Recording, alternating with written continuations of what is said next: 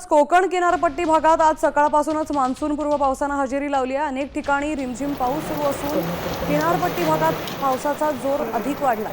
हवामान विभागानं 6 जूनपर्यंत रत्नागिरी जिल्ह्याला पावसाचा येलो अलर्ट जारी केलाय। पुढील 4 दिवस जिल्ह्यात ताशी 40 ते 50 किलोमीटर वेगानं वादळी वारे वाहण्याची शक्यता आहे, तर नागरिकांनी सतर्कतेचा इशारा देण्यात आलाय।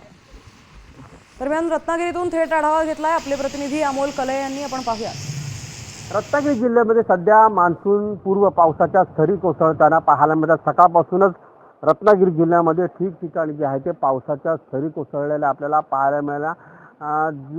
जिल्ह्यामध्ये 6 जूनपर्यंत येलो अलर्ट आहे आणि आपण सध्या रत्नागिरीतल्या मांडवी किनारपट्टी परिसरामध्ये आहोत आणि या ठिकाणी पावसाची रिमझिम या असल्याची पाहायला मिळते। या पावसाच्या सरी ह्या बळीराजाला कुठेतरी सुखावणाऱ्या आहेत, त्यामुळे आणखीन शेतीच्या ज्या पेरणीची कामं आहेत त्यांना कुठेतरी वेग येईल। पुढचे 5 ते 6 दिवस जिल्ह्यामध्ये मान्सूनपूर्व पावसाच्या सरी कोसळतील असा अंदाज जो आहे हवामान खात्यानं दिलेला आहे।